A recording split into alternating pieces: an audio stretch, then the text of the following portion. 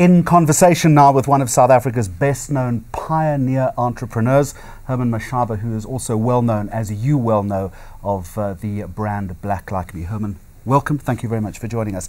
Let me ask you this. Are you still an entrepreneur, or are you now a firm part of the business establishment? And think very carefully. Actually, I get asked this question all the time, and I actually prefer to really call myself a trader.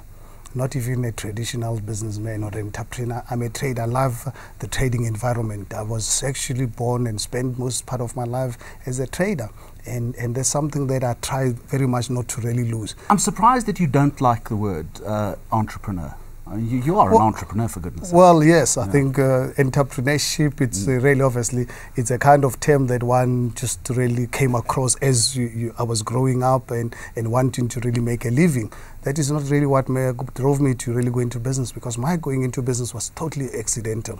I had really nothing to really lose. I had no professional academic qualifications to go and work for someone who could really give me a good job. At the same time, I had no technical skills whatsoever, so I'd never worked for anyone in my life before. So that's why I thought, you know what, let me actually use the business vehicle to really give my independence, because I've always actually valued my independence as a human being.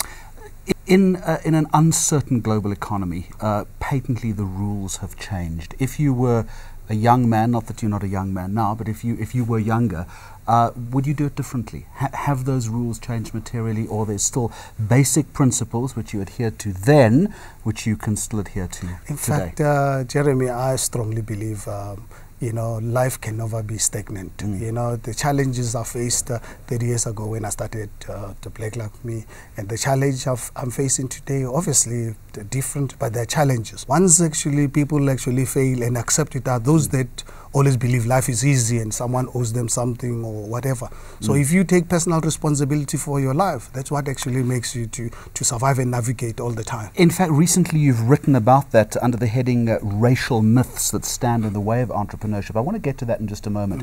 But also reel back 30 years and look at your current business environment now. How do you deal with failure? Because we all fail on a daily basis, don't we? Well, failure is part and parcel of life.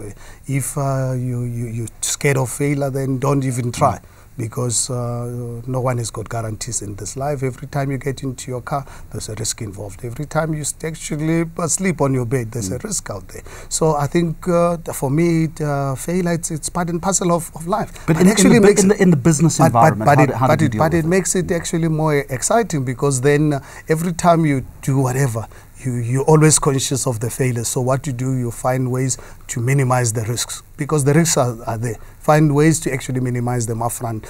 Don't just really go into a So what you're also telling me is with wisdom and experience, it becomes easier to minimize those risks? No, absolutely. If I look back at 30 years ago when I started Black Like Me, how one survived, was it pure luck or hard work? Obviously a combination. But luck and will always be a factor. I think for me, I always believe you need a little bit of luck. It's what you do with the luck, though. Yeah, no, it's what you do with the luck, because you really need it. But one thing for sure, every time you embark on anything, there's lots of risk involved.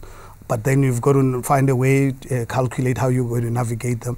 But at the same time, need a little bit of luck. And then the luck, if you want to get it, work harder and be smarter, because there is the saying that the harder you try, the luckier you're going to get. And I think it's a fact of life. That's how this works. I think it was Gary Player who made the statement. Part of being an entrepreneur, or a trader, as you like to be called, is also the ability to sell a vision to a multiplicity of stakeholders.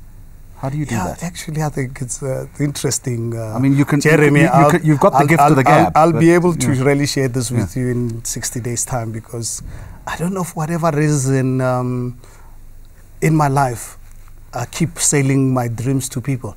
And afterwards, I say to them, many years later, and you ask yourself, how did I actually manage to convince this guy? Because at the time when I was selling this dream, was just really a pure dream. And I've really always had this art of getting people behind what I want to do. Can you pinpoint that? I mean, this is important. I think it's an art that I've really had. At the age of 14, I remember I had a a big soccer club, to mobilize the best guys in my community, and we formed a club. We had lots of other football clubs, but managed to pick up the good guys from all and form my own. So at the age of 14, most kids are players. You were an owner. Yeah, no, and the club was called the Beds. I mean, the Beds was such a force to be reckoned with. And I look back at my life when I was at university, the 1.5 years I was at a university, you know, how I managed to really get people behind me. Then I come into the work environment to when I approached Walter Dube, who I'd not really met before, go and sell the dream with him. I needed 30,000 rands to start Black Like Me, and this man didn't know me from anywhere. And just really put pieces of whatever I could get. This is Mr. Dube, you know. So this is why did he take a chance on you? What did he see?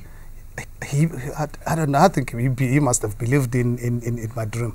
You wrote recently about racial myths standing in the way of entrepreneurship. Absolutely. What does that mean? I think, you know, for me, I had an opportunity invited by St. Gallen University in Switzerland last year to come and present on entrepreneurship and what role we can play from an African perspective. And I thought, how can I raise this? And I really, when they really use the myth as a challenge, that particularly from a South African perspective, that if South Africa needs to nurture and develop entrepreneurship, we need black and white to work together. As soon as you can have whites working on your own, you're going to have a backlash. And once you have blacks trying to do it on their own, unfortunately, they don't have the necessary experience. So I'm saying, why do they want to reinvent the wheel? So let's find a way as a country we can get the two to work together. And how do you do that? I mean, it's a big question, but how do you harness we must, let's first really deal with this issue of the myth, where, you know, our white counterparts should not really think they are the best thing that God ever created, because once you come out with that attitude, you create massive problems. And then at the same time, also, my black counterparts to not actually believe that the whites owe them something they are entitled.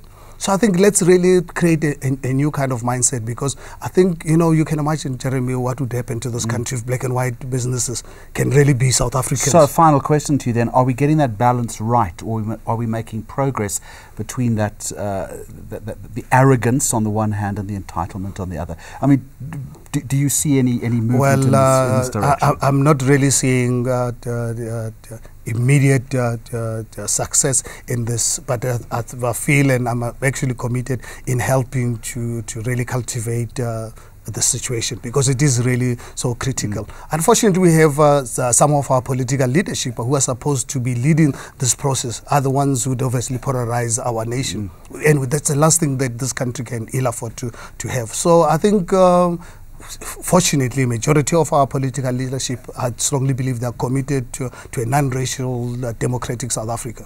But obviously, we've got some who do still really polarize our nation. And I think for me, I really take serious exception, because the situation like that will destroy this country. And I've got kids, and they're going to have kids. I've got family and people around me. They're all South Africans. We need to find a way not to destroy this country. Herman Mashaba, thank you very much. Thank you, Jeremy.